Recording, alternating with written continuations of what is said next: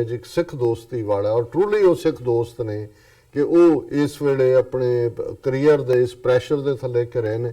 ਉਹਨਾਂ ਨੂੰ ਆਪਣੇ ਪਿਤਾ ਨੂੰ ਯਾਦ ਰੱਖਣਾ ਚਾਹੀਦਾ ਟਰੂਡੋ ਨੂੰ ਕਿ ਜਿਸ ਨੇ ਅਮਰੀਕਾ ਜਿਸ ਦੇ ਉੱਤੇ ਕੈਨੇਡਾ ਦੀ ਇਕਨੋਮੀ ਔਰ ਕੈਨੇਡਾ ਨੂੰ ਬੈਕਯਾਰਡ ਸਮਝਦੇ ਰਹੇ ਨੇ, ਪਰ ਇਹਨਾਂ ਦੇ ਪਿਤਾ ਟਰੂਡੋ ਨੇ ਕਦੇ ਅਮਰੀਕਨ ਪ੍ਰੈਸ਼ਰ ਦੇ ਸਾਹਮਣੇ ਗਿਵਨ ਨਹੀਂ ਸੀ ਕੀਤਾ। ਔਰ ਇਹ ਬੜਾ ਜ਼ਰੂਰੀ ਹੈ ਕਿ ਜਸਟਿਨ ਟਰੂਡੋ ਜਿਨ੍ਹਾਂ ਦੇ ਸਾਹਮਣੇ ਜਿਹੜਾ ਇਹ ਚੈਲੰਜ ਹੈ, ਇਹਦੇ 'ਚ ਕੋਈ ਸ਼ੱਕ ਨਹੀਂ ਹੈ ਕਿ ਉਸ ਦੌਰੇ ਤੋਂ ਬਾਅਦ ਉਹਨਾਂ ਦੇ ਇਮੇਜ ਨੂੰ ਇੰਡੀਅਨਸ ਨੇ ਇੱਥੋਂ ਦੇ ਕੰਜ਼ਰਵੇਟਿਵਸ ਦੇ ਨਾਲ ਮਿਲ ਕੇ, ਕੰਜ਼ਰਵੇਟਿਵ ਮੀਡੀਆ ਦੇ ਨਾਲ ਮਿਲ ਕੇ ਜਿਹੜਾ ਉਹ ਹਾਰਮ ਕੀਤਾ ਹੈ। ਲੇਕਿਨ ਜਿਹੜਾ ਤੁਹਾਡੀ ਐਜ਼ ਅ ਪੋਲੀਟੀਸ਼ੀਅਨ ਤੁਹਾਡੀ ਕ੍ਰੈਡੀਬਿਲਿਟੀ ਹੁੰਦੀ ਹੈ, ਉਹ ਤੁਹਾਡੇ ਸਟੈਂਡ ਤੇ ਖੜੀ ਹੁੰਦੀ ਹੈ ਔਰ ਤੁਸੀਂ ਕੈਨੇਡੀਅਨ ਕਨਸਟੀਟਿਊਸ਼ਨ, ਕੈਨੇਡੀਅਨ ਤੁਹਾਡੇ ਜਿਹੜੇ ਹੋਰ ਨਿਯਮ ਨੇ ਉਹਨਾਂ ਤੋਂ ਤੁਸੀਂ ਪਰੇ ਨਹੀਂ ਜਾ ਸਕਦੇ। ਸੋ ਅਸੀਂ ਅਪੀਲ ਵੀ ਕਰਾਂਗੇ ਲਿਬਰਲਸ ਨੂੰ, ਖਾਸ ਤੌਰ ਤੇ ਜਸਟਿਨ ਟਰੂਡੋ ਦੇ ਸੈਟਅਪ ਨਾਲ ਜੁੜੇ ਹੋਏ ਲੋਕਾਂ ਨੂੰ ਕਿ ਇਸ ਮੁੱਦੇ ਦੇ ਉੱਤੇ ਜੇ ਫਿਰ ਕੋਈ ਇਸ ਕਿਸਮ ਦੀ ਲਾਈਨ ਹੀ ਰਹਿੰਦੀ ਹੈ ਵੀ ਹਰ ਇੱਕ ਨੂੰ ਹੀ ਪਾਰਟੀ ਛੱਡਣੀ ਪੈਂਦੀ ਹੈ ਤੇ ਕੋਈ ਗੱਲ ਨਹੀਂ, ਸਿੱਖੀ ਬਹੁਤ ਵੱਡੀ ਚੀਜ਼ ਹੈ। ਅਦਰਵਾਈਜ਼ ਤੁਹਾਡੇ ਬੱਚੀਆਂ ਇਸ ਦਾ ਖਮਿਆਜ਼ਾ ਭੁਗਤਣਗੇ ਜੇ ਤੁਸੀਂ ਇਹ ਵਾਰ ਜਿਹੜਾ ਭਾਰਤੀ ਏਜੰਸੀਆਂ ਨੇ ਕੀਤਾ ਬਾਹਰ ਆ ਕੇ, ਔਰ ਇਹ ਉਹਨਾਂ ਨੇ ਜਿਹੜਾ ਡਾਇਸਪੋਰਾ ਸਿੱਖਾਂ ਦੇ ਖਿਲਾਫ ਹੁਣ ਮੁਹਿੰਮ ਵਿੱਢੀ ਹੋਈ ਹੈ, ਜਿਸ ਦੇ ਥੱਲੇ ਇੰਗਲੈਂਡ ਦੇ ਵਿੱਚੋਂ ਜੱਸੀ ਜੌਲ ਨੂੰ ਉੱਥੇ ਫੜ ਕੇ ਔਰ ਝੂਠੇ ਕੇਸਾਂ 'ਚ ਫਸਾਣਾ, ਜੱਗੀ ਜੌਲ ਨੂੰ, ਔਰ ਇੱਥੇ ਕੈਨੇਡਾ ਦੇ ਵਿੱਚ ਜੋ ਇਹ ਸਾਰਾ ਸੇਫਟੀ ਦੇ ਨਾਂ ਥੱਲੇ ਇਹ ਰਿਪੋਰਟ ਦੇ ਵਿੱਚ ਸਿੱਖਾਂ ਨੂੰ ਔਰ ਖਾਲਿਸਤਾਨ ਔਰ ਐਕਸਟ੍ਰੀਮਿਸਟ ਇਸ 'ਚ ਜਿਹੜਾ ਉਸ ਨੂੰ ਲਿਆਣਾ, ਇਹ ਇੰਡੀਅਨ ਏਜੰਸੀਆਂ ਦਾ ਕੰਮ ਹੈ। ਪਰ ਇੱਕ ਪਾਸੇ ਇੱਥੇ ਬਾਹਰਲੇ ਡਾਇਸਪੋਰਾ ਸਿੱਖਾਂ ਦੇ ਖਿਲਾਫ ਉਹਨਾਂ ਨੇ ਆਪਣੀ ਮੁਹਿੰਮ ਪੂਰੇ ਜ਼ੋਰ ਨਾਲ ਜਾਰੀ ਰੱਖੀ ਹੋਈ ਹੈ। ਦੂਸਰੇ ਪਾਸੇ ਕਿਉਂਕਿ ਇਹ ਪ੍ਰੈਸ਼ਰ ਕਿ ਵੀ ਇਕੱਲਾ ਕੈਨੇਡਾ 'ਚ ਨਹੀਂ, ਇੱਕ ਥਾਂ ਤੇ ਇਹਨੂੰ ਨਸਲਕੁਸ਼ੀ ਐਲਾਨਿਆ ਗਿਆ, ਇਹ ਉਹਦਾ ਪ੍ਰਭਾਵ ਸੀ ਕਿ ਉਸ ਤੋਂ ਪਹਿਲਾਂ ਦਿੱਲੀ ਦੇ ਵਿੱਚ ਵੀ ਦਿੱਲੀ ਅਸੈਂਬਲੀ ਕੇਜਰੀਵਾਲ ਦੇ ਥੱਲੇ ਜਿਹਨੂੰ ਕਹਿੰਦੇ ਨੇ ਕਿ devil must be given his due, Delhi assembly ਨੇ ਵੀ ਇਸ ਨੂੰ ਮੰਨਿਆ ਔਰ ਉਹਦੇ 'ਚ ਜ਼ਾਹਰਾ ਤੌਰ ਤੇ ਜਰਨੈਲ ਸਿੰਘ ਪੱਤਰਕਾਰ ਜਿਨ੍ਹਾਂ ਨੇ ਚਿਦੰਬਰਮ ਦੇ ਉੱਤੇ ਜੁੱਤੀ ਸੁੱਟੀ ਸੀ ਕਿ ਭਾਈ ਕੀ ਜਗਦੀਸ਼ ਟਾਈਟਲਰ ਔਰ ਦੂਜਿਆਂ ਨੂੰ ਕਿਵੇਂ ਮਾਫ ਕੀਤਾ ਜਾਂ ਕਿਵੇਂ ਬਰੀ ਕੀਤਾ ਤੁਸੀਂ। ਉਸ ਤੋਂ ਬਾਅਦ ਉਹ ਜਿਹੜੇ ਨੇ ਉਹ ਆਮ ਆਦਮੀ ਪਾਰਟੀ 'ਚ ਵੀ ਆਏ, ਐਮਐਲਏ ਵੀ ਬਣੇ, ਇੱਕ ਸਟੇਜ ਤੇ 4 ਐਮਐਲਏ ਦਿੱਲੀ ਦੇ ਵਿੱਚ 6 ਸੀ ਔਰ ਕੇਜਰੀਵਾਲ ਨੇ ਕਿਉਂਕਿ ਕਮਿਟ ਕੀਤਾ ਹੋਇਆ ਸੀ, ਸੋ ਦਿੱਲੀ ਅਸੈਂਬਲੀ ਦਾ ਵੀ ਪਾਸ ਕਰਨਾ ਇੱਕ ਮਜਬੂਰੀ ਬਣ ਗਿਆ। ਫਿਰ ਅਸੀਂ ਦੇਖਦੇ ਹਾਂ ਕਿ ਕਿਵੇਂ ਸਟੇਟ ਆਫ ਕਨੈਟੀਕਟ ਦੇ ਵਿੱਚ ਇਸ ਦਿਨ ਨੂੰ ਨਾ ਸਿਰਫ ਜੈਨੋਸਾਈਡ ਮੰਨਿਆ ਗਿਆ ਕਿ ਪਹਿਲਾ ਵੱਡਾ ਜਿਹੜਾ ਇਸ ਨੂੰ ਕਮੈਮੋਰੇਟ ਕੀਤਾ ਗਿਆ ਉਹਨਾਂ ਦੀ ਮੇਨ ਲੈਜਿਸਲੇਚਰ ਬਿਲਡਿੰਗ ਦੇ ਵਿੱਚ ਪੈਨਸਿਲਵੇਨੀਆ ਸਟੇਟ ਅਸੈਂਬਲੀ, ਔਰ ਉਹਨੂੰ ਕਿਵੇਂ ਇੰਡੀਅਨ ਮੀਡੀਆ ਨੇ ਫੇਕ ਨਿਊਜ਼ ਬਣਾ ਕੇ ਕਹਿਣ ਦੀ ਕੋਸ਼ਿਸ਼ ਕੀਤੀ ਕਿ ਜਿਵੇਂ ਉਹ ਵਾਪਸ ਲੈ ਲਿਆ ਗਿਆ, ਜਿਹੜੀ ਕਿ ਬਿਲਕੁਲ ਫੇਕ ਨਿਊਜ਼ ਸੀ, ਉਹਨੂੰ ਅਸੀਂ ਐਕਸਪੋਜ਼ ਕੀਤਾ। ਪਰ ਇਸ ਸਾਰੇ ਦਾ ਜਿਹੜਾ ਮੋਮੈਂਟਮ ਦੁਨੀਆ ਭਰ ਦੇ ਵਿੱਚ ਬਿਲਡ ਹੋਇਆ, ਇੰਗਲੈਂਡ ਦੇ ਵਿੱਚ ਵੀ ਇਸ ਦੇ ਉੱਤੇ ਫੋਕਸ ਰਿਹਾ। ਇੰਡੀਅਨ ਏਜੰਸੀਆਂ ਨੂੰ ਲੱਗਾ ਕਿ ਵੀ ਇਹ ਇਹਨਾਂ ਦੇ ਹੱਥੋਂ ਕਿਸੇ ਨਾ ਕਿਸੇ ਤਰੀਕੇ ਨਾਲ ਜਿਹੜਾ ਇਹਨੂੰ ਖੋਇਆ ਜਾਏ ਜਾਂ ਘੱਟੋ ਘੱਟ ਇਸ਼ੂ ਨੂੰ ਡਿਲੂਟ ਕੀਤਾ ਜਾਏ। ਔਰ ਇਸੇ ਤਰ੍ਹਾਂ ਹੀ ਅਸੀਂ ਦੇਖਦੇ ਹਾਂ ਕਿ ਦੂਸਰੇ ਪਾਸੇ ਕਿਉਂਕਿ ਜਿਵੇਂ ਪਾਕਿਸਤਾਨ ਨੇ ਇਮਰਾਨ ਖਾਨ ਔਰਾਂ ਦੀ ਹਕੂਮਤ ਬਣਨ ਤੋਂ ਬਾਅਦ ਕਰਤਾਰਪੁਰ ਦੇ ਕੋਰੀਡੋਰ ਦਾ ਉਹਨਾਂ ਨੇ ਕਿਹਾ ਜੀ ਅਸੀਂ 28 ਨਵੰਬਰ ਨੂੰ ਸੰਘੇ ਬੁਨਿਆਦ ਰੱਖਾਂਗੇ ਕਿ ਬਿਲਕੁਲ 550 ਸਾਲਾ ਮਨਾਓ। ਸੋ ਕਈ ਵਾਰ ਇਸ ਗੱਲ ਦਾ ਧਿਆਨ ਰੱਖਣ ਦੀ ਲੋੜ ਹੈ ਕਿ ਸਰ ਕਪੂਰ ਸਿੰਘ ਜਦੋਂ ਇਹ ਕੋਰਟ 10ਵੇਂ ਪਾਤਸ਼ਾਹ ਦੀ ਉਹਨੂੰ इंटरप्रेट करते सी कि कऊ किसी को राज ना दे हैं जो ले हैं निज बल से ले हैं। सो ये कहते सी कि भी जदों भी कोई कंसैशन या कोई तब्दीली या कोई थोड़ा बहुत दुश्मन झुकदा है तो वो सरकमस्टांसिस उस किस्म के बन गए हुंदे ने जां उस किस्म के सरकमस्टांसिस दुश्मन नूं नज़र आ रहे हुंदे ने कि वो तुहाडे सामने मजबूरी वासी ਜਿਹੜਾ ਕੁਛ ਨਾ ਕੁਛ ਸਰੈਂਡਰ ਕਰਨ ਦੀ ਕੋਸ਼ਿਸ਼ ਕਰਦਾ ਹੈ, ਉਹਦੀ ਇੰਟੈਂਟ ਨਹੀਂ ਬਦਲਦੀ ਹੈ ਔਰ ਅਲਟੀਮੇਟਲੀ ਤੁਹਾਡੀ ਵੀ ਇਹ ਸਿਆਣਪ ਹੁੰਦੀ ਹੈ ਵੀ ਤੁਸੀਂ ਉਹਦੇ ਦੁਸ਼ਮਣ ਦੇ ਇੰਟੈਂਟ ਨੂੰ ਸਮਝੋ ਔਰ ਜੇ ਵਕਤੀ ਤੌਰ ਤੇ ਤੁਹਾਨੂੰ ਕੋਈ ਕੰਸੈਸ਼ਨ ਮਿਲਦਾ ਹੈ ਬੇਸ਼ੱਕ ਉਹਨੂੰ ਲੈ ਲਓ, ਪਰ ਆਪਣੇ ਨਿਸ਼ਾਨੇ ਤੋਂ ਜਿਹੜਾ ਉਹ ਬਿਲਕੁਲ ਖੱਬੇ ਸੱਜੇ ਨਾ ਹੋ ਕਿਉਂਕਿ ਦੁਸ਼ਮਣ ਤੁਹਾਨੂੰ ਭਟਕਾਣਾ ਵੀ ਚਾਹੁੰਦਾ ਹੁੰਦਾ। ਸੋ ਜ਼ਾਹਰਾ ਤੌਰ ਤੇ ਮੈਂ ਸਮਝਦਾ ਵੀ ਇੰਡੀਅਨ ਏਜੰਸੀਆਂ ਨੇ ਇਸ ਹਥਿਆਰ ਨੂੰ ਜਿਹੜਾ ਕਿ ਵਰਤਿਆ ਜਦੋਂ ਕਿ ਕਰਤਾਰਪੁਰ ਕੋਰੀਡੋਰ ਖੋਲ੍ਹਣ ਦਾ ਐਲਾਨ ਹੋਇਆ ਤੇ ਉਹਨਾਂ ਨੂੰ ਲੱਗਾ ਵੀ ਡਾਇਸਪੋਰਾ ਸਿੱਖ ਔਰ ਸਿੱਖ ਕਮਿਊਨਿਟੀ ਵਿਦਨ ਪੰਜਾਬ ਵੀ 70 ਸਾਲ ਤੋਂ ਅਸੀਂ ਅਰਦਾਸ ਕਰਦੇ ਹਾਂ ਖੁੱਲੇ ਦਰਸ਼ਨ ਦੀਦਾਰ ਸੇਵਾ ਸੰਭਾਲ ਦੀ, ਤੇ ਜੇ ਹੁਣ ਅਸੀਂ ਇਸ ਦੇ ਉੱਤੇ ਕੋਈ ਨਾ ਕੀਤਾ ਐਕਟ ਤੇ ਇਹ ਸਿੱਖਾਂ ਨੂੰ ਦੇ ਵਿੱਚ ਜਿਹੜੀ ਸਾਡਾ ਬਿਲਕੁਲ ਹੀ ਇੰਡੀਅਨ ਸਟੇਟ ਦੇ ਖਿਲਾਫ ਇੱਕ ਪੂਰਾ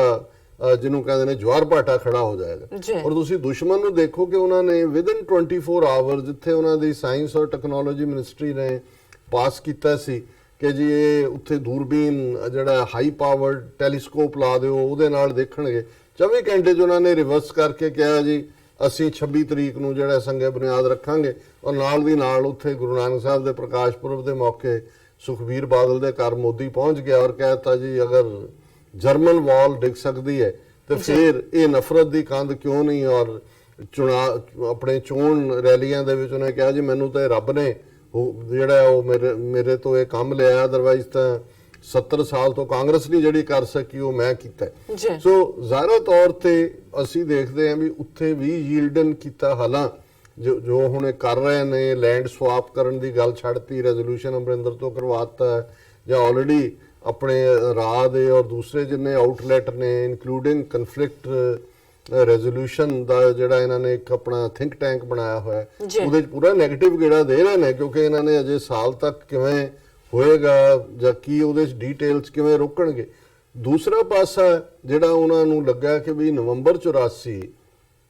ਇੰਨੀ ਵੱਡੀ ਗੱਲ ਬਣ ਗਈ ਹੈ ਇੰਟਰਨੈਸ਼ਨਲੀ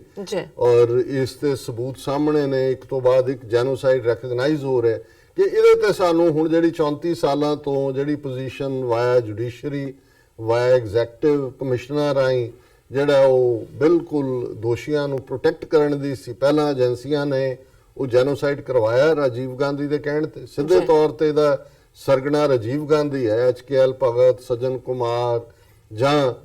ਪ੍ਰਕਾਸ਼ ਦਾਸ ਸ਼ਾਸਤਰੀ ਔਰ ਦੂਸਰੇ ਤੀਸਰੇ ਜਿਹੜੇ ਨੇ ਕਮਲਨਾਥ, ਇਹ ਸਾਰੇ ਤਾਂ ਮਿਨਿਸਟਰ ਸੀ। ਉਹਨਾਂ ਨੇ ਤਾਂ ਅੱਗੋਂ ਆਪਣੀਆਂ ਕੰਸਟੀਚੁਐਂਸੀ 'ਚ ਜਾ ਕੇ ਉਹ ਟਰਾਂਸ ਜਮਨਾ ਦੇ ਵਿੱਚ HKL ਭਗਤ ਸੀ, ਆਊਟਰ ਦਿੱਲੀ ਦੇ ਵਿੱਚ ਸੱਜਣ ਕੁਮਾਰ ਸੀ, ਉਹਨਾਂ ਨੇ ਆਪਣੇ ਹਲਕਿਆਂ ਦੇ ਵਿੱਚ ਕਿਲਿੰਗਸ ਕੀਤੀਆਂ ਐਜ਼ ਪਰ ਆਰਡਰ। ਔਰ ਫਿਰ ਜਿਹੜਾ ਦਿੱਲੀ ਦਾ ਕਮਿਸ਼ਨਰ ਸੀ ਉਸ ਵੇਲੇ ਦਾ, ਕੋਈ ਟੰਡਨ ਕੋਈ ਦੂਜਾ ਔਰ ਇੱਕ ਹੋਰ ਜਿਹੜਾ, ਉਹਨਾਂ ਨੇ ਮੇਕ ਸ਼ੋਰ ਕੀਤਾ ਕਿ ਵੀ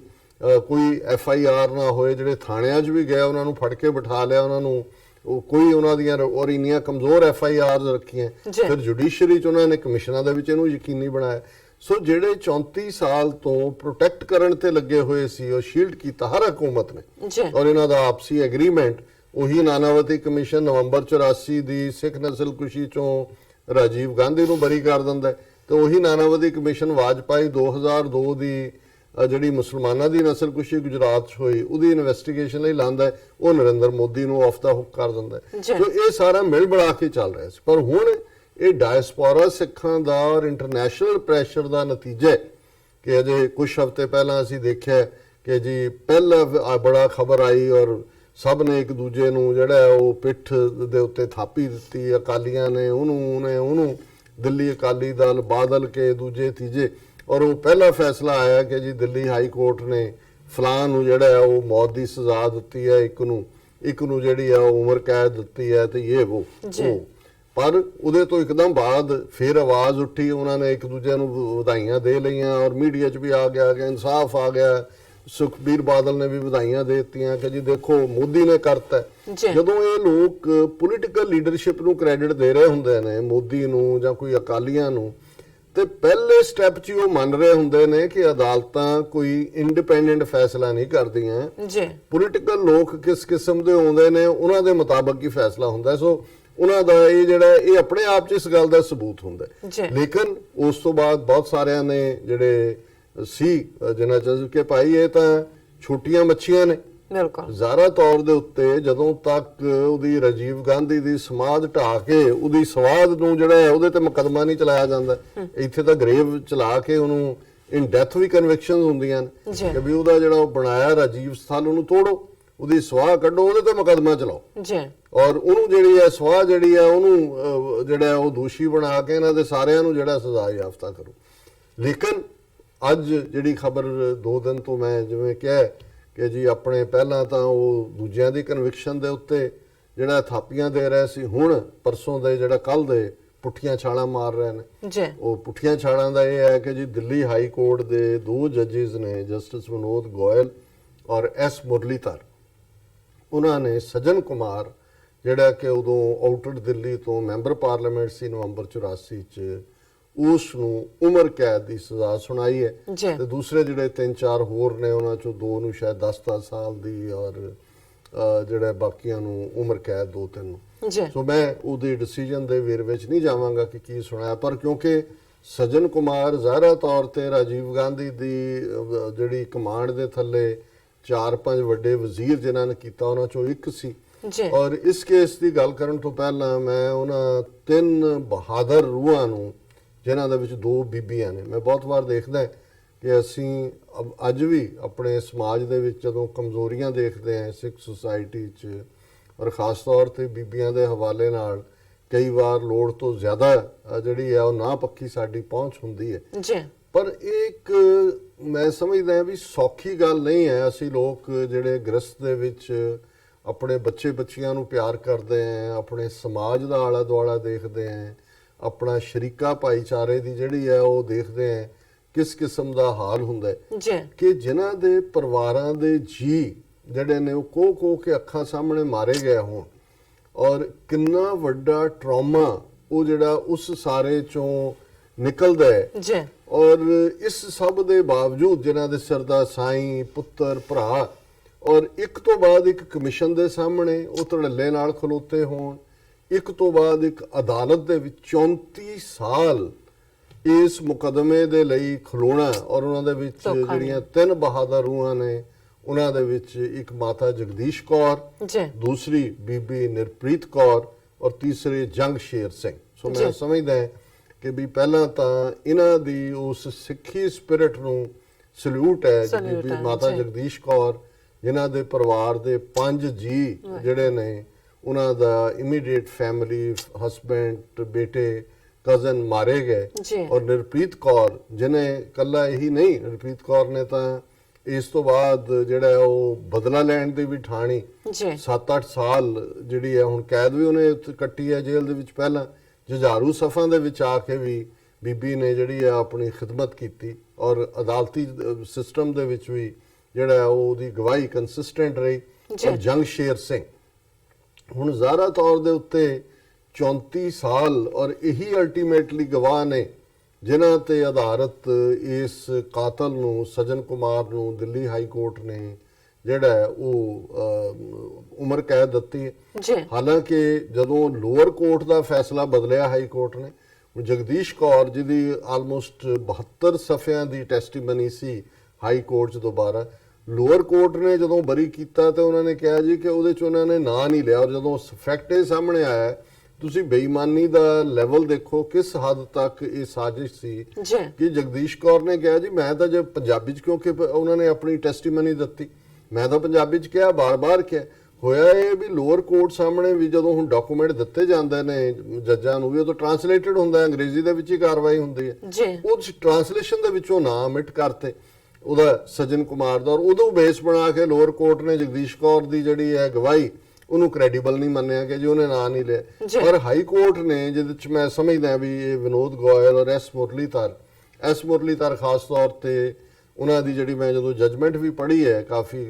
ਇੱਕ ਸਰਾਹਨਯੋਗ ਜਜਮੈਂਟ ਹੈ। ਕੱਲੀ ਇਹ ਨਹੀਂ ਕਿ ਕਨਵਿਕਸ਼ਨ ਹੋਈ ਇਹਦੀ, ਉਹਨਾਂ ਨੇ ਆਲਮੋਸਟ ਜੈਨੋਸਾਈਡ ਲਫ਼ਜ਼ ਵਰਤੇ ਬਿਨਾ ਜਿਹੜੀ ਗੱਲ ਬਾਹਰਲੀਆਂ ਅਸੈਂਬਲੀਆਂ ਔਰ ਸਿਟੀਜ਼ ਕਿੰਨੀਆਂ ਡਜ਼ਨਸ ਆਫ ਸਿਟੀਜ਼ ਨੇ ਪਾਸ ਕੀਤਾ, ਉਹਨਾਂ ਨੇ ਆਪਣੀ ਜਜਮੈਂਟ ਦੇ ਵਿੱਚ ਕਹੀ। ਔਰ ਇਸ ਸਾਰੇ ਐਸ ਮੁਰਲੀਧਰ ਉਹੀ ਨੇ ਕਿ ਜਦੋਂ ਨੈਸ਼ਨਲ ਹਿਊਮਨ ਰਾਈਟਸ ਕਮਿਸ਼ਨ 1993 ਦੇ ਵਿੱਚ ਹੋਂਦ ਦੇ ਵਿੱਚ ਆਇਆ ਤਾਂ ਉਦੋਂ ਵੀ ਇਹ ਵਕੀਲ ਦੇ ਤੌਰ ਤੇ, ਹਾਲਾਂ ਸੁਪਰੀਮ ਕੋਰਟ 'ਚ ਜਿਹੜਾ ਉਹ NHRC ਨੇ ਆਪਣੀਆਂ ਦਿੱਤੀਆਂ ਪ੍ਰੈਜੈਂਟੇਸ਼ਨਸ ਵੀ, ਔਰ ਜੇ ਅੱਜ ਥੋੜੀ ਬਹੁਤ ਗੱਲ ਇਹ ਤੁਰੀ ਵੀ ਹੈ, ਔਰ ਉਦੋਂ ਵੀ ਨੈਸ਼ਨਲ ਹਿਊਮਨ ਰਾਈਟ ਕਮਿਸ਼ਨ ਉਦੋਂ ਹੀ ਹੋਂਦ 1993 ਜਾਂ 94 'ਚ ਲਿਆਂਦਾ ਗਿਆ ਸੀ ਜਦੋਂ US ਕਾਂਗਰਸ ਦੇ ਵਿੱਚ ਕਾਂਗਰਸਮੈਨਾਂ ਨੇ, ਕਿਉਂਕਿ ਇਹ ਉਹ ਪੀਰੀਅਡ ਸੀ 1992 ਦਾ ਜਦੋਂ ਕਿ ਬੇਅੰਤਾ KP ਗਿੱਲ ਦੀ ਜਿਹੜੀ ਹੈ ਕਮਾਂਡ ਥੱਲੇ ਏਜੰਸੀਆਂ ਨੇ ਪੰਜਾਬ 'ਚ 50,000 ਤੋਂ ਜ਼ਿਆਦਾ ਜਿਹੜੇ ਸਿੱਖ ਨੌਜਵਾਨ ਨੇ ਉਹ ਮੌਤ ਦੇ ਘਾਟ ਉਤਾਰ ਦਿੱਤੇ ਸੀ। ਔਰ ਉਹ ਸਾਰੇ ਨੂੰ ਉਹਨਾਂ ਦਾ US ਕਾਂਗਰਸ ਦੇ ਮਤਿਆਂ 'ਚ ਵੀ ਜ਼ਿਕਰ ਹੋ ਰਿਹਾ ਸੀ, ਬਾਹਰਲਾ ਪ੍ਰੈਸ਼ਰ ਸੀ।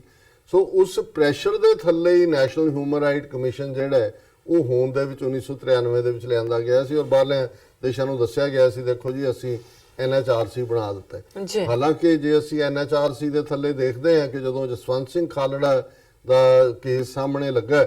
ਪਰ NHRC ਦੀ ਵੀ ਉਹਨਾਂ ਨੇ ਟਾਈਮ ਲਿਮਿਟੇਸ਼ਨ ਕਰ ਦਿੱਤੀ ਸੀ ਜੀ, ਇੰਨੇ ਕੁ ਦੇਰ ਤੱਕ ਜਿਹੜਾ ਹੈ ਉਹ ਜਿਹੜੇ ਕੇਸ ਹੋਏ ਨੇ ਉਹਦੀ ਹੀਅਰਿੰਗ ਹੀ ਹੋ ਸਕਦੀ ਹੈ। ਸੋ ਜ਼ਾਹਰਾ ਤੌਰ ਤੇ ਅਨਆਇਡੈਂਟੀਫਾਈਡ ਬਾਡੀਜ਼ ਦਾ ਕੇਸ ਵੀ ਸੁਪਰੀਮ ਕੋਰਟ ਦੇ ਵਿੱਚ ਜਸਟਿਸ ਕੁਲਦੀਪ ਸਿੰਘ ਨੇ ਲਿਆ। ਉਹਨਾਂ ਨੇ ਵਰਸ ਦੈਨ ਜੈਨੋਸਾਈਡ ਕਿਹਾ, ਪਰ ਗੱਲ ਕਿਸੇ ਕੰਡੇ ਨਹੀਂ ਲੱਗ ਸਕੀ, ਕਿਉਂਕਿ ਬਹੁਤ ਸਾਰੇ ਜਿਹੜੇ ਪੰਜਾਬ ਦੇ ਵਿੱਚ ਕਿਲਿੰਗ ਸੀ ਉਹ ਜਿਹੜਾ ਉਸ ਨੂੰ ਮੈਂਡੇਟ ਸੀ NHRC ਨੂੰ ਕਿ ਉਹਨਾਂ ਦੇ ਕੇਸ ਉਹ ਲੈ ਸਕਦਾ, ਉਸ ਤੋਂ ਪਹਿਲਾਂ ਜਿਹੜੀ ਹੈ ਉਹ ਸਾਲਾਂ ਦੇ ਵਿੱਚ ਆ ਜਾਂਦੇ। ਸੋ ਐਸ ਮੁਰਲੀਧਰ ਔਰ ਇਹਨਾਂ ਦਾ ਇਹ ਫੈਸਲਾ, ਜਿਹਦੇ ਚ ਫੈਸਲੇ ਨਾਲੋਂ ਵੀ ਅਹਿਮ ਇਹ ਹੈ ਕਿ ਇਸ ਜਜਮੈਂਟ ਦੇ ਵਿੱਚ ਉਹਨਾਂ ਨੇ ਕਿਹਾ ਕੀ ਹੈ। ਜ਼ਾਹਰਾ ਤੌਰ ਤੇ ਹਾਲਾਂ ਜਿਹੜੇ ਇੱਕ ਸੋਚਿਆ ਜਾ ਸਕਦਾ ਹੈ ਕਿ ਭਾਈ ਉਮਰ ਕੈਦ ਦੀ ਕਿਉਂ, ਜਦੋਂ ਕਿ ਜੇ ਅਸੀਂ ਜਿੰਦੇ ਸੁੱਖੇ ਦਾ ਦੇਖੀਏ, ਬਿਆਨ ਸਿੰਘ ਸਤਵੰਤ ਸਿੰਘ ਦਾ ਦੇਖੀਏ, ਜਾਂ ਬੰਬਈ ਦੇ ਕੋਰਟ 'ਚ ਮੈਂ ਦੇਖ ਰਿਹਾ ਸੀ ਕਿ 3-4 ਮੁਸਲਮਾਨ ਨੌਜਵਾਨਾਂ ਨੂੰ ਜਿਨ੍ਹਾਂ ਤੇ ਇਹ ਹੈ ਕਿ ਜੀ ਇਹਨਾਂ ਨੇ ਅਸਲਾ ਰਿਸੀਵ ਕੀਤਾ ਜਾਂ ਦੂਜਾ ਕੀਤਾ, ਇਹ ਪਲਾਨ ਕਰ ਰਹੇ ਸੀ ਵੱਡੇ ਪੈਮਾਨੇ ਤੇ ਮਾਰਨ ਦਾ, ਅਜੇ ਕਿਸੇ ਨੂੰ ਮਾਰਿਆ ਨਹੀਂ ਉਹਨਾਂ ਨੇ, ਕੋਈ ਐਸਾ ਕੇਸ ਨਹੀਂ, ਉਹਨਾਂ ਨੂੰ ਮੌਤ ਦੀ ਸਜ਼ਾ ਦਿੱਤੀ। ਸੋ ਪਹਿਲਾ ਸਵਾਲ ਜ਼ਰੂਰ ਹੋਏਗਾ ਕਿ ਵੀ ਇਹ, ਪਰ ਇਹ ਵੀ ਹੋ ਸਕਦਾ ਹੈ ਕਿ ਵੀ ਭਾਵੇਂ ਜੱਜ ਜਿਹੜੇ ਨੇ ਉਹ ਵੈਲ ਇੰਟੈਂਸ਼ਨਡ ਵੀ ਹੋਣ, ਪਰ ਗੇਮ ਅਲਟੀਮੇਟਲੀ ਜਿਵੇਂ ਮੈਂ ਕਿਹਾ ਏਜੰਸੀਆਂ ਦੀ ਹੈ, ਔਰ 31 ਦਸੰਬਰ ਪਤਾ ਨਹੀਂ ਕਿੰਨੇ 25 ਦਸੰਬਰ ਤੱਕ ਦਾ ਇਹਨੂੰ ਟਾਈਮ ਦਿੱਤਾ ਕਿ ਇਹ ਜਿਹੜਾ ਆਪਣੇ ਆਪ ਨੂੰ ਸਰੈਂਡਰ ਕਰੇ। ਲੇਕਿਨ ਤੁਸੀਂ ਸਾਰੀ ਗੇਮ ਦੇਖੋ ਕਿ ਵੀ ਕਪਿਲ ਸਿੱਬਲ ਜਿਹੜਾ ਮਿਨਿਸਟਰ ਵੀ ਰਿਹਾ ਪ੍ਰੋਮੀਨੈਂਟ, ਸੋਨੀਆ ਗਾਂਧੀ ਦਾ ਨੇੜੂ, ਬੜਾ ਵੱਡਾ ਐਕਸਪਰਟ, ਹੁਣ ਉਹਦਾ ਮੁੰਡਾ ਜਿਹੜਾ ਅਜੇ ਸਿੱਬਲ ਹੈ ਉਹ ਸੱਜਣ ਕੁਮਾਰ ਦਾ ਵਕੀਲ ਹੈ, ਔਰ ਜਿਉਂ ਹੀ ਇਹ ਫੈਸਲਾ ਆਇਆ ਨਾਲ ਦੀ ਨਾਲ ਸੁਪਰੀਮ ਕੋਰਟ 'ਚ ਹੋ ਗਿਆ। ਹੁਣ 34 ਸਾਲ ਲੱਗੇ ਇਹਨੂੰ ਇੱਕ ਕੋਰਟ ਤੱਕ ਪਹੁੰਚਦਿਆਂ, ਹਾਈ ਕੋਰਟ ਤੱਕ ਹੋਣ ਦਾ, ਕਨਵਿਕਸ਼ਨ 72 ਸਾਲ ਦਾ ਇਹ ਹੋ ਗਿਆ। ਹੁਣ ਸੁਪਰੀਮ ਕੋਰਟ 'ਚ ਜਿਹੜਾ ਉਹ ਜ਼ਾਹਰ ਹੈ ਕਿ ਵੀ ਇਕੱਲਾ ਅਪੀਲ ਹੀ ਨਹੀਂ ਕੀਤੀ, ਹੋ ਸਕਦਾ ਐਂਟੀਸਪੇਟਰੀ ਬੇਲ ਵੀ ਹੋ ਜਾਏਗੀ ਤੇ ਅਗਲੇ 5-7 ਸਾਲ ਸੁਪਰੀਮ ਕੋਰਟ ਲਟਕਦਾ ਰਹੇਗਾ, ਉਵੇਂ ਹੀ ਮਰਗਲ ਜਾਏਗਾ ਜਿਵੇਂ HKL ਭਗਤ ਮਰਿਆ। ਸੋ ਮੈਂ ਸਮਝਦਾ ਹਾਂ ਵੀ ਮੈਨੂੰ ਇਹ ਦੁੱਖ ਵੀ ਹੈ ਵੀ ਜਿਹੜੇ ਸਾਡੇ ਭਰਾ ਉੱਥੇ ਵੀ ਹਰ ਸ਼ੇਡ ਜਿਹੜਾ ਪਾਰਟੀ ਦੇ ਬੰਦੇ ਨੇ ਉਹ ਪੁੱਠੀਆਂ ਛਾਲਾਂ ਮਾਰ ਰਹੇ ਨੇ, ਹੋ ਗਿਆ ਇਨਸਾਫ ਮਿਲ ਗਿਆ, ਮੋਦੀ ਨੇ ਦੇ ਦਿੱਤਾ। ਕਿਸ ਲੈਵਲ ਦਾ ਤੁਸੀਂ ਨੇਸ਼ਨ ਹੋ। ਔਰ ਮੈਨੂੰ ਇੱਕ ਪਾਕਿਸਤਾਨੀ ਸਕਾਲਰ ਜਿਹੜੇ ਸਿੱਖਾਂ ਨਾਲ ਬਹੁਤ ਹਮਦਰਦੀ ਔਰ ਪਿਆਰ ਰੱਖਦੇ ਨੇ, ਉਹਨਾਂ ਨੇ ਕਰਤਾਰਪੁਰ ਲਾਂਘੇ ਦੇ ਮੁੱਦੇ ਤੇ ਵੀ ਕਿਹਾ, ਉਹ ਕਹਿੰਦੇ ਡਾਕਟਰ ਸਾਹਿਬ ਬਹੁਤ ਚੰਗਾ ਹੋਇਆ ਕਿ ਇਮਰਾਨ ਖਾਨ ਹੋਰਾਂ ਨੇ ਬਹੁਤ ਚੰਗਾ ਕਦਮ ਲਿਆ, ਔਰ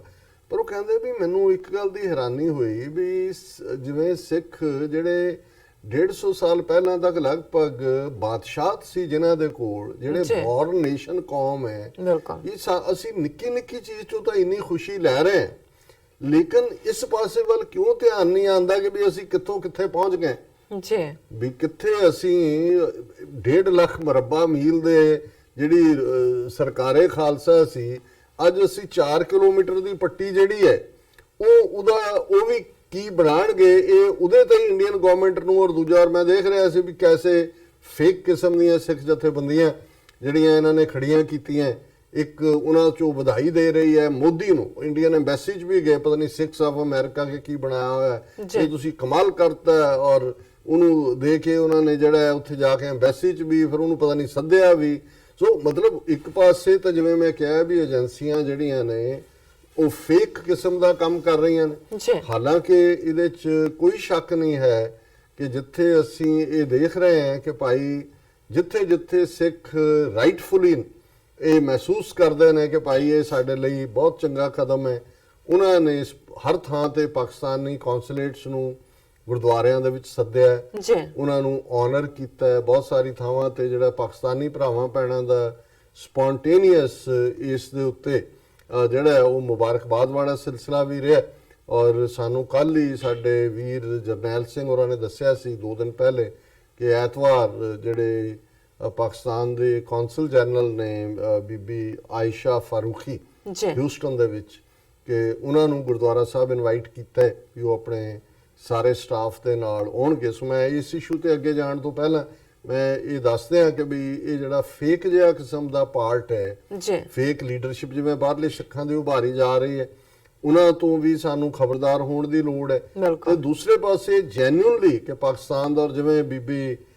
ਆਇਸ਼ਾ ਫਾਰੂਖੀ ਨੇ ਆਪਣੀ ਸਪੀਚ ਦੇ ਵਿੱਚ ਵੀ ਜਿਵੇਂ ਉਹਨਾਂ ਨੇ ਜਿੰਨੇ ਨਫੇ ਤੋਲੇ ਸ਼ਬਦ ਕਹੇ ਔਰ ਜਿਸ ਕਦਰ ਉਹਨਾਂ ਦਾ, ਔਰ ਮੈਂ ਉਹਨਾਂ ਨੂੰ ਪੁੱਛਿਆ, ਮੈਂ ਕਿਹਾ ਜੀ ਕਿਵੇਂ, ਕਹਿੰਦੇ ਜੀ ਅਸੀਂ ਤਾਂ ਉਹਨਾਂ ਨੂੰ ਆਨਰ ਕੀ ਕਰਨਾ ਸੀ,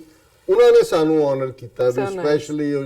ਸ਼ਾਲ ਵੀ ਔਰ ਦੂਸਰਾ ਵੀ ਲੈ ਕੇ ਆਏ ਔਰ ਜਿਵੇਂ ਉਹਨਾਂ ਨੇ ਮੁਹੱਬਤ ਦਾ ਇਜ਼ਹਾਰ ਕੀਤਾ। ਸੋ ਦਰਸ਼ਕ ਦੇਖ ਰਹੇ ਨੇ ਸਕਰੀਨ ਦੇ ਉੱਤੇ ਕਿ ਵੀ ਇਹ ਜਿਹੜਾ ਇੱਕ ਪਾਸੇ ਤਾਂ ਇਹ ਜੈਨੂਇਨ ਹੈ, ਪਰ ਜਿਹੜੀ ਗੱਲ ਉਹਨਾਂ ਨੇ ਕੰਸਰਨ ਸ਼ੋ ਕੀਤਾ ਹੈ ਕਿ ਵੀ ਸਿੱਖ ਕਿਉਂ ਭੁੱਲ ਗਏ ਕਿ ਵੀ ਉਹਨਾਂ ਦੀ ਅਲਟੀਮੇਟ ਡੈਸਟੀਨੀ ਖਾਲਿਸਤਾਨ ਹੈ। ਪਾਕਿਸਤਾਨ ਨੇ ਗੁੱਡਵਿਲ ਦਿੱਤੀ ਹੈ, ਇਹ ਇਸ ਗੱਲ ਨੂੰ ਅੱਗੇ ਵਧਾਉਣ ਲਈ ਹੋਣਾ ਚਾਹੀਦਾ ਹੈ ਕਿ ਵੀ ਇਹ ਸਾਡਾ ਅਲਟੀਮੇਟਲੀ ਕਰਤਾਰਪੁਰ ਕੋਰੀਡੋਰ ਸਾਡੀ ਬਫਰ ਸਟੇਟ ਖਾਲਿਸਤਾਨ ਦੇ ਲਈ ਫਿਊਚਰ ਦੇ ਵਿੱਚ ਅੱਜ ਮਜ਼ਹਬੀ ਸਾਡੀਆਂ ਜਿਹੜੀਆਂ ਨੇ ਐਸਪੀਰੇਸ਼ਨਸ ਦੀ ਫੁਲਫਿਲਮੈਂਟ ਹੈ, ਪਰ ਆਪਣਾ ਗੋਲ ਨਹੀਂ ਛੱਡਣਾ ਚਾਹੀਦਾ। ਇਸੇ ਤਰ੍ਹਾਂ ਮੈਂ ਉਹਨਾਂ ਦੀ ਗੱਲ ਮੇਰੇ ਦਿਮਾਗ 'ਚ ਘੁੰਮ ਰਹੀ ਸੀ ਜਦੋਂ ਮੈਂ ਇਹ ਸਜਨ ਕੁਮਾਰ ਦੀ ਕਨਵਿਕਸ਼ਨ ਦੇ ਉੱਤੇ ਪੁੱਠੀਆਂ ਛਾਲਾਂ ਦੇਖੀਆਂ ਤਾਂ ਮੈਂ ਕਿਹਾ ਜੀ ਗੱਲ ਤਾਂ 34 ਸਾਲ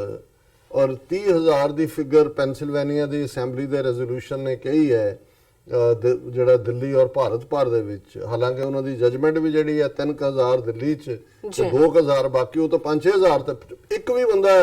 ਜਿਹੜਾ ਉਹ ਮਾਰਿਆ ਜਾਏ ਇਲੀਗਲੀ ਔਰ ਸਟੇਟ ਸਪਾਂਸਰਸ਼ਿਪ ਦੇ ਥੱਲੇ ਜਾਂ ਸਟੇਟ ਪਲੈਨਿੰਗ ਦੇ ਥੱਲੇ, ਉਹ ਜੈਨੋਸਾਈਡ ਕੁਆਲੀਫਾਈ ਕਰਦਾ। ਬੋਸਨੀਆ ਦੇ ਵਿੱਚ 10-10 12-12 ਬੰਦਿਆਂ ਦੇ ਮਾਰੇ ਜਾਣ ਨੂੰ ਵੀ ਉਹਨਾਂ ਨੇ ਜੈਨੋਸਾਈਡ ਕੀਤਾ। ਸੋ ਬਜਾਏ ਕਿ ਅਸੀਂ ਇਸ ਸਾਰੇ ਪੀਰੀਅਡ 'ਚ ਔਰ ਕਿੱਥੇ ਰਾਜੀਵ ਗਾਂਧੀ ਉਹਨੂੰ ਪ੍ਰੋਟੈਕਟ ਕਰਨ ਦੇ ਲਈ ਹੁਣ ਵੀ ਆ ਜਿਹੜਾ ਇਹਨਾਂ ਦਾ ਦੁਮਛੱਲਾ ਹਿੰਦੂ ਤਵੀਆਂ ਦਾ ਕੈਪਟਨ ਅਮਰਿੰਦਰ ਜੀ ਜਿਹੜਾ ਜਗਦੀਸ਼ ਟਾਈਟਲ ਨੂੰ ਵੀ ਡਿਫੈਂਡ ਕਰ ਰਿਹਾ ਸੀ, ਕਮਲਨਾਥ ਨੂੰ ਕਾਂਗਰਸੀਆਂ ਨੂੰ ਵੀ ਕਰ ਰਿਹਾ ਸੀ, ਸਾਰਿਆਂ ਨੂੰ, ਰਾਜੀਵ ਨੂੰ ਉਹਨੇ ਵੀ ਹੁਣ ਫੇਰ ਉਹਨੇ ਕਿਹਾ ਜੀ ਇਹ ਰਾਜੀਵ ਗਾਂਧੀ ਜਦੋਂ ਉਹਦਾ ਕੋਈ ਰੋਲ ਨਹੀਂ ਹੈ। ਮੈਂ ਠੀਕ ਹੈ ਜੀ, ਮੈਂ ਵੀ ਰਿਫਿਊਜੀ ਕੈਂਪਾਂ 'ਚ ਗਿਆ ਸੀ, ਸਜਨ ਕੁਮਾਰ ਦਾ ਨਾਮ ਲੈਂਦੇ ਸੀ ਲੋਕ, ਪਰ ਕਿਸੇ ਨੇ ਜਿਹੜਾ ਉਹ ਕਮਲਨਾਥ ਦਾ ਨਹੀਂ ਲਿਆ ਜਾਂ ਜਗਦੀਸ਼ ਟਾਈਟਲਰ ਦਾ ਨਹੀਂ ਲਿਆ। ਔਰ ਇਹੀ ਜਗਦੀਸ਼ ਟਾਈਟਲਰ ਨੂੰ ਮਨਮੋਹਨ ਸਿੰਘ ਸਰਕਾਰ ਦੇ ਵੇਲੇ ਜਦੋਂ ਬਰੀ ਕੀਤਾ ਪੀ ਚਿਦੰਬਰਮ ਨੇ, ਉਦੋਂ ਹੀ ਜਰਨੈਲ ਸਿੰਘ ਜਿਹੜੇ ਕਿ ਡਿਫੈਂਸ ਦੇ ਜਿਹੜਾ ਉਹ ਆਫ ਦਾ ਹੁੱਕ ਹੈ। ਪਰ ਇਸ ਸਾਰੇ ਦੌਰ ਨੂੰ ਜਿਹੜਾ ਸਿੱਖਾਂ ਦੇ ਸਾਹਮਣੇ, ਕੌਮ ਦੇ ਸਾਹਮਣੇ ਇਹ ਇੰਨੇ ਵੱਡੇ ਲੈਵਲ ਦੇ ਉੱਤੇ ਸਾਡੀ ਹਿਊਮਿਲੇਸ਼ਨ, ਸਾਡੀ ਨਸਲਕੁਸ਼ੀ, ਸਾਡਾ ਅਪਮਾਨ, ਅੱਜ ਵੀ ਹਜ਼ਾਰਾਂ ਬੀਬੀਆਂ ਉੱਥੇ ਜਿਨ੍ਹਾਂ ਦਾ ਨਾਮ ਵਿਡੋ ਕਾਲੋਨੀ, ਹਾਲਾਂਕਿ ਕਾਲੋਨੀ ਦਾ ਨਾਮ ਨਹੀਂ ਰੱਖਿਆ ਹੋਇਆ ਵਿਡੋ ਕਾਲੋਨੀ, ਪਰ ਉਹਨੂੰ ਬਣਾ ਦਿੱਤਾ ਗਿਆ। ਬੱਚੇ ਉਹਨਾਂ ਦੇ ਕੋਈ ਵਿਚਾਰੇ ਜੇਬ ਕਤਰੇ ਬਣ ਗਏ, ਕੋਈ ਬੀਬੀਆਂ ਕਿਸ ਕਿਸਮ ਦੇ ਮਾਹੌਲ 'ਚ। ਔਰ ਇਸ ਸਾਰੇ 'ਚੋਂ ਮੈਂ ਸਮਝਦਾ ਵੀ ਅਸੀਂ ਜਿਸ ਕਿਸਮ ਦੇ ਸਾਰੇ ਉਹ ਬਾਹਰ ਮਨਜਿੰਦਰ ਸਰਸਾ ਫੂਲਕੇ ਨੂੰ ਜੱਫੀ ਪਾ ਕੇ ਚੁੱਕ ਰਿਹਾ, ਬੱਲੇ HS ਫੂਲਕਾ ਰਿਮਾਰਕੇਬਲ ਖਲੋਤੇ ਨੇ। ਔਰ ਇਹ ਸਾਰੇ ਪੀਰੀਅਡ 'ਚ ਉਹਨਾਂ ਸਾਰਿਆਂ ਨੂੰ, ਪਰ ਮੈਂ ਜਿਵੇਂ ਸਮਝਦਾ ਵੀ ਮੈਂ ਇਹਨਾਂ 3 ਬੀਬੀਆਂ ਨੂੰ, ਇਨਫੈਕਟ 2 ਬੀਬੀਆਂ ਔਰ ਇੱਕ ਸਿੰਘ ਨੂੰ, ਜਿਨ੍ਹਾਂ ਨੇ ਕਿ ਲਗਾਤਾਰਤਾ ਨਾਲ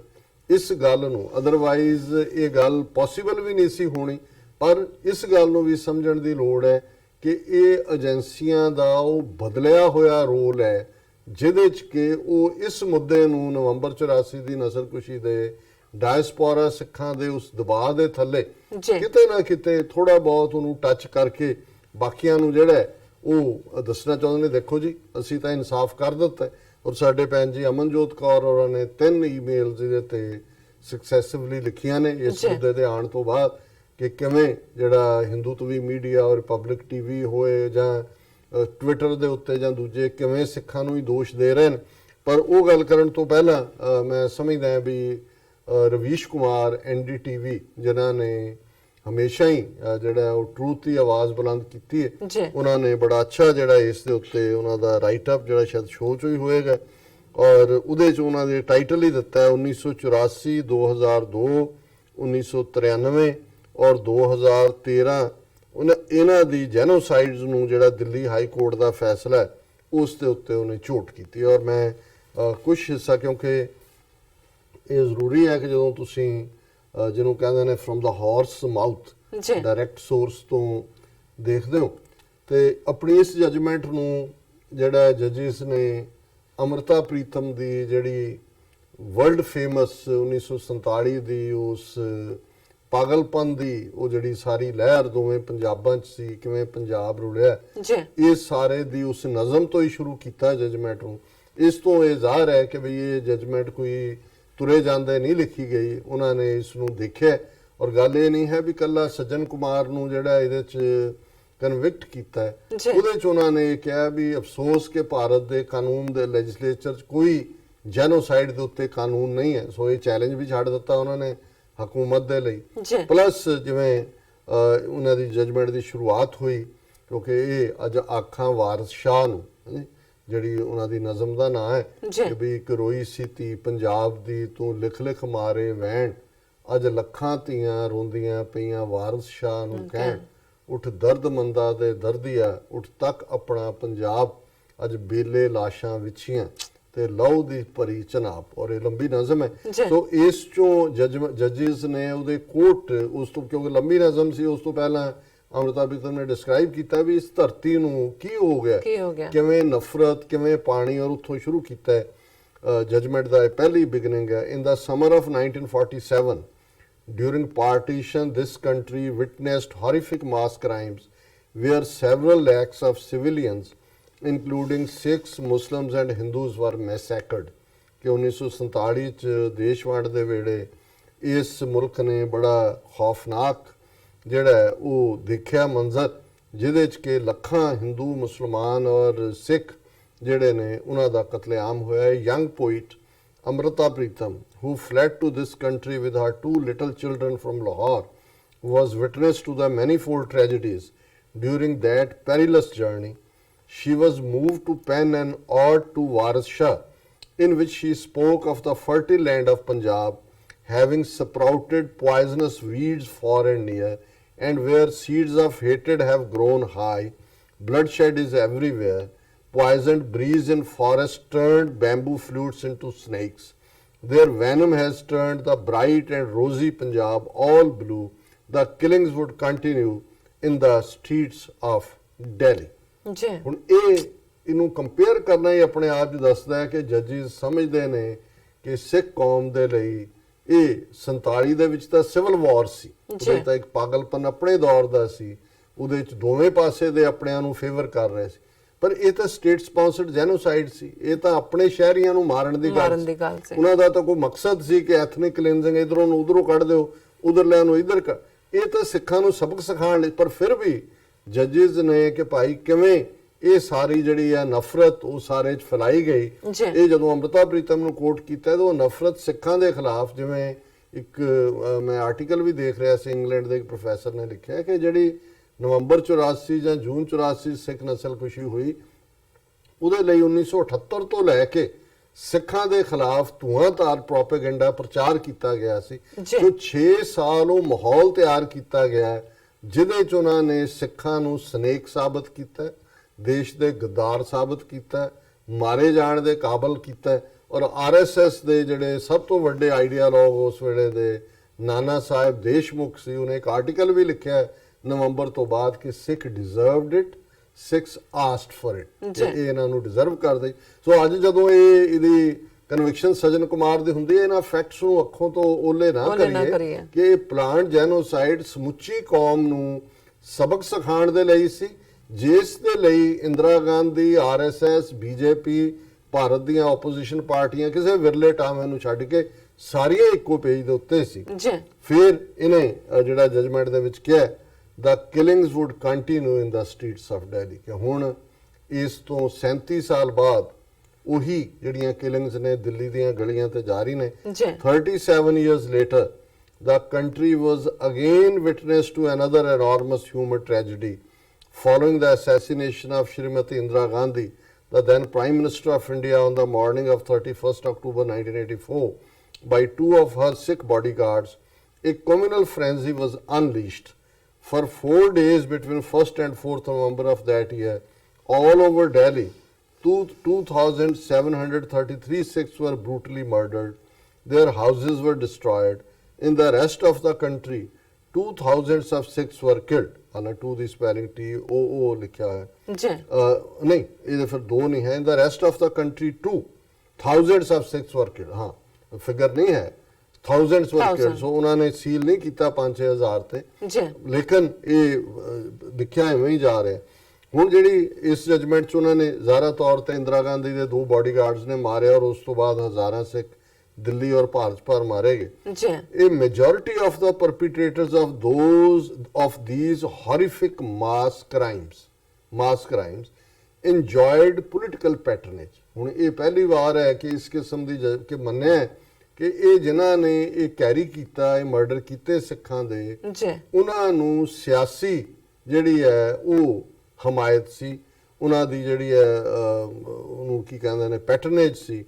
ਐਂਡ ਵਰ ਏਡਡ ਬਾਈ ਐਨ ਇਨਡਿਫਰੈਂਟ ਲਾਅ ਐਨਫੋਰਸਮੈਂਟ ਏਜੰਸੀ, ਕਿ ਵੀ ਇੱਕ ਪਾਸੇ ਸਿਆਸੀ ਲੀਡਰਸ਼ਿਪ ਪ੍ਰੋਟੈਕਟ ਕਰ ਰਹੀ ਸੀ ਔਰ ਜਿਹੜੀਆਂ ਲਾਅ ਐਨਫੋਰਸਮੈਂਟ ਏਜੰਸੀਜ਼ ਨੇ ਜਿਨ੍ਹਾਂ ਦੇ ਵਿੱਚ ਪੁਲਿਸ ਸਿਕਿਉਰਿਟੀ ਦਸਤੇ ਆ ਜਾਂਦੇ ਨੇ, ਉਹ ਵੀ ਜਿਹੜੇ ਨੇ ਨਾਲ ਰਲੇ ਹੋਏ ਸੀ। The criminals escaped prosecution and punishment for over 2 decades. 20 ਸਾਲ ਤੋਂ ਜ਼ਿਆਦਾ ਸਮਾਂ ਇਹ ਜਿਹੜੇ ਅਪਰਾਧੀ ਸੀ, ਇਹ ਜਿਹੜੇ ਜ਼ੁਲਮ ਕਰਨ ਵਾਲੇ ਸੀ, ਇਹ ਜਿਹੜਾ ਅਦਾਲਤਾਂ ਤੋਂ ਔਰ ਦੂਸਰੇ ਤੋਂ ਸਜ਼ਾ ਤੋਂ ਬਚਦੇ ਰਹੇ। It took as many as 10 committees and commissions for the investigations into the role of some of them to be entrusted in 2005 to the Central Bureau of Investigation 21 years after the occurrence, ਕਿ ਵੀ ਇਸ ਦੌਰਾਨ ਜਿਹੜੇ ਨੇ ਉਹ ਬਚੇ ਰਹੇ ਔਰ 10 ਦੇ ਕਰੀਬ ਕਮੇਟੀਆਂ ਤੇ ਕਮਿਸ਼ਨ ਬਣੇ ਔਰ ਜਿਹੜਾ ਕੁਛ ਨੂੰ 2005 ਦੇ ਵਿੱਚ CBI ਦੇ ਹਵਾਲੇ ਕੀਤਾ ਗਿਆ ਔਰ 21 ਸਾਲ ਬਾਅਦ ਯਾਨੀ CBI ਦੇ ਹਵਾਲੇ ਵੀ 84 ਤੋਂ ਬਾਅਦ 21 ਸਾਲ ਬਾਅਦ ਕੀਤਾ ਗਿਆ। ਫਿਰ ਉਹਨਾਂ ਨੇ ਕਿਹਾ ਕਿ ਵੀ ਇਹ ਜਿਹੜੀ ਪ੍ਰੈਜ਼ੈਂਟ ਅਪੀਲ ਹੈ ਇਹ ਇਹਦੇ ਚੋਂ ਨਿਕਲੀ, ਸੱਜਣ ਕੁਮਾਰ ਦਾ ਔਰ ਇਹ ਸਾਰੇ ਦਾ, ਔਰ ਜਿਹੜਾ ਟ੍ਰਾਇਲ ਕੋਰਟ ਨੇ ਇਹ ਸਜ਼ਾਵਾਂ ਦਿੱਤੀਆਂ ਔਰ ਜਿਹੜਾ ਪਹਿਲੇ ਦਾ ਉਹਨਾਂ ਨੇ ਕੀਤਾ further while affirming the conviction, ਇਹਨੂੰ ਉਹਨਾਂ ਨੇ ਅੱਗੇ ਤੋਰ ਕੇ ਫਿਰ ਜਿਹੜਾ ਕਿ accused in this case have been brought to justice primer. ਹੁਣ ਇਹਦੇ ਚ ਜਿਹਨਾਂ ਤਿੰਨਾਂ ਬਹਾਦਰ ਰੂਹਾਂ ਨੂੰ ਮੈਂ ਸਲੂਟ ਕੀਤਾ ਹੈ, ਜੁਡੀਸ਼ਰੀ ਨੇ ਵੀ ਕੀਤਾ ਹੈ। The accused in this case have been brought to justice primarily on account of the courage and perseverance of 3 eyewitnesses, Jagdish Kaur, whose husband, son and 3 cousins were the 5 killed. Husband ਵੀ ਮਾਰਿਆ, ਪੁੱਤਰ ਵੀ ਮਾਰਿਆ, 3 ਉਹਨਾਂ ਦੇ ਜਿਹੜੇ ਨੇ ਚਚੇਰੇ ਭਰਾ ਮਾਰੇ। Jageshwar Singh, another cousin of Jagdish Kaur, and Nirpreet Kaur, who saw the Gurdwara being burnt down and father being burnt alive by the raging mobs. It is only after the CBI entered the scene that they were able to be assured and they spoke up. Admirably, they stuck firm to their truth at the trial. So ਉਹਨਾਂ ਨੇ ਇਹਨਾਂ ਤਿੰਨਾਂ ਨੂੰ ਜਿਹੜਾ ਦਿੱਤਾ ਔਰ ਮੈਂ ਇੱਕ ਹਿੱਸਾ ਜਿਹੜਾ ਇਸ ਤੋਂ ਪਹਿਲਾਂ ਕਿ ਮੈਂ ਦੂਸਰੇ ਤੇ ਸਵਿਚ ਕਰਾਂ। This court is of the view that the mass killings of Sikhs in Delhi and elsewhere in November 1984 were in fact crimes against humanity. ਕਿ ਅਦਾਲਤ ਇਸ ਗੱਲ ਦੇ ਨਾਲ ਬਿਲਕੁਲ ਇਸ ਤੇ ਇਤਫਾਕ ਕਰਦੀ ਹੈ ਕਿ ਇਹ ਜੋ ਨਵੰਬਰ 84 ਚ ਹੋਇਆ ਇਹ ਇਨਸਾਨੀਅਤ ਦੇ ਖਿਲਾਫ ਗੁਨਾਹ ਸਨ, crimes against humanity. They will continue to shock the collective consciousness of society for a long time to come. ਕਿ ਜਿਹੜੀ ਕਲੈਕਟਿਵ ਸਾਂਝੀ ਜ਼ਮੀਰ ਹੈ ਸੋਸਾਇਟੀ ਦੀ, ਇਹ ਲੰਬਾ ਵਕਤ ਉਸ ਨੂੰ ਜਿਹੜਾ ਹੈ ਉਹ ਹਿਲਾਉਂਦੇ ਰਹਿਣਗੇ, ਉਸ ਨੂੰ ਸਦਮਾ ਦਿੰਦੇ ਰਹਿਣਗੇ। While it is undeniable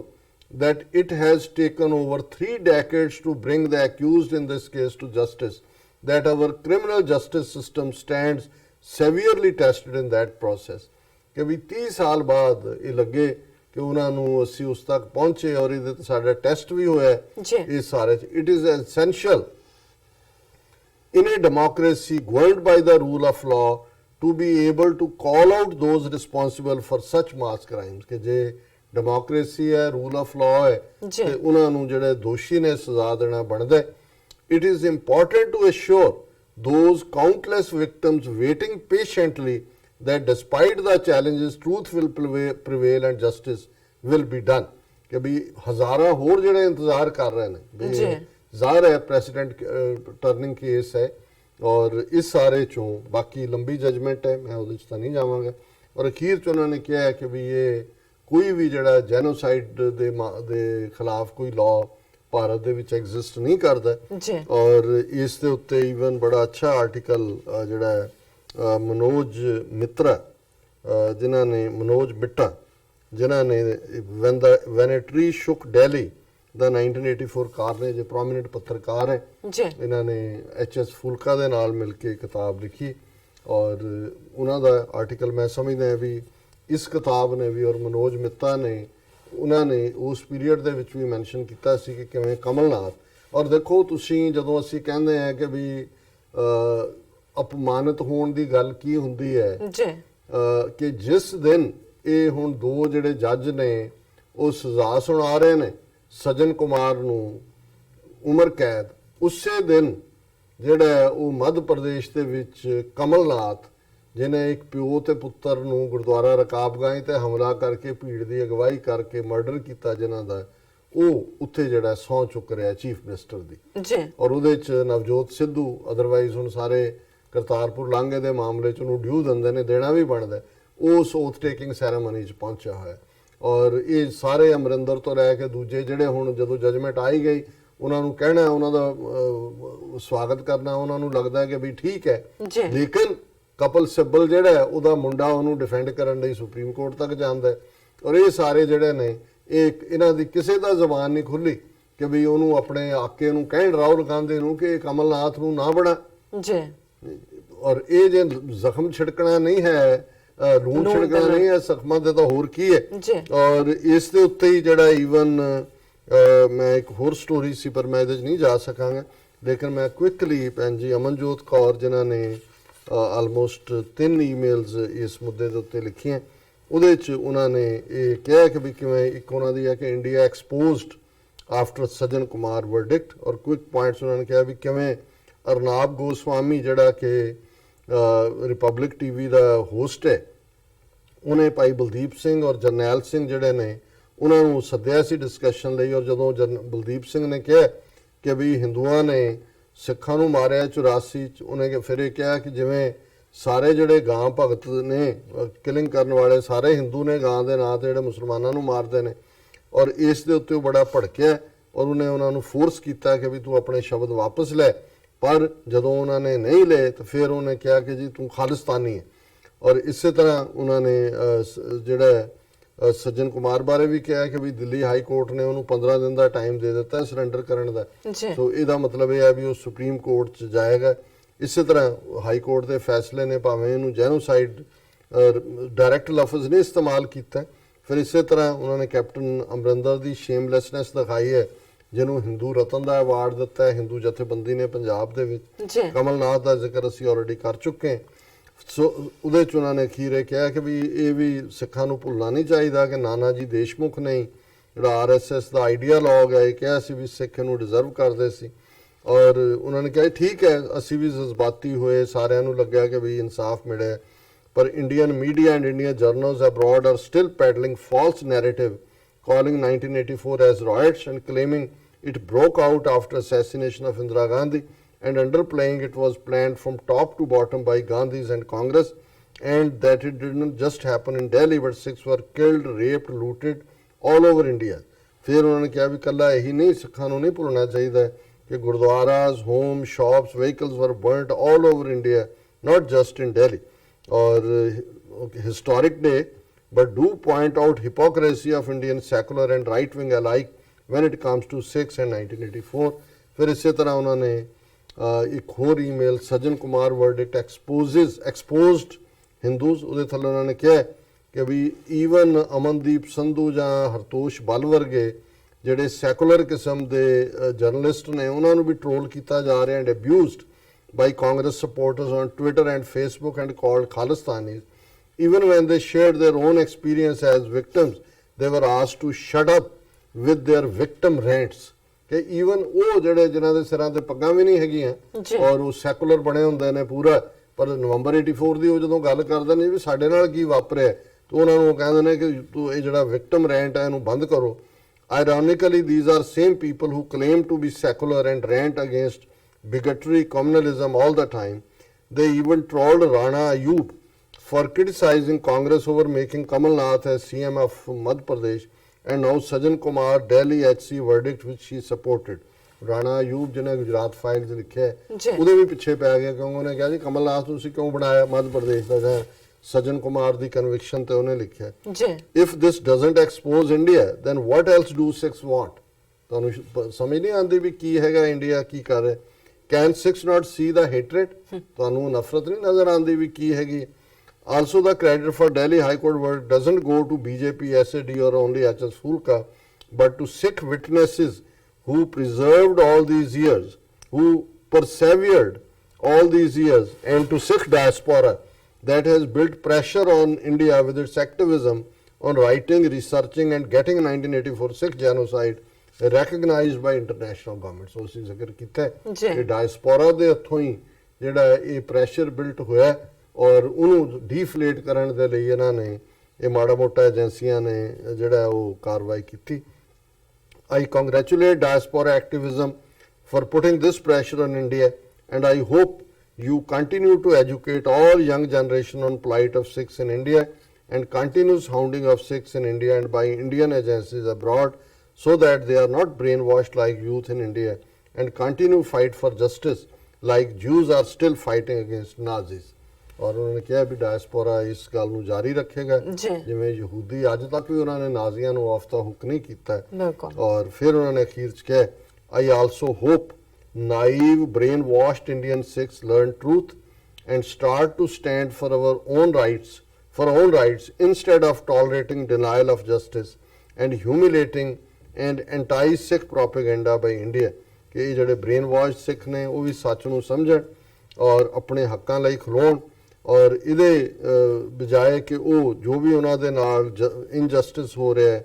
ਜਾਂ ਉਹਨਾਂ ਨੂੰ ਜ਼ਲੀਲ ਕੀਤਾ ਜਾ ਰਿਹਾ ਜਾਂ ਐਂਟੀ ਸਿੱਖ ਪ੍ਰੋਪੇਗੈਂਡਾ ਉਹਨੂੰ ਅੱਖਾਂ ਬੰਦ ਕਰਕੇ ਦੇਖੀ ਜਾਣ ਔਰ ਵਾਹਿਗੁਰੂ ਜੀ ਮਿਹਰ ਕਰਨ ਔਰ ਇਹ ਉਹਨਾਂ ਦਾ ਭੈਣ ਜੀ ਦਾ ਵੀ ਬਹੁਤ ਬਹੁਤ ਸ਼ੁਕਰੀਆ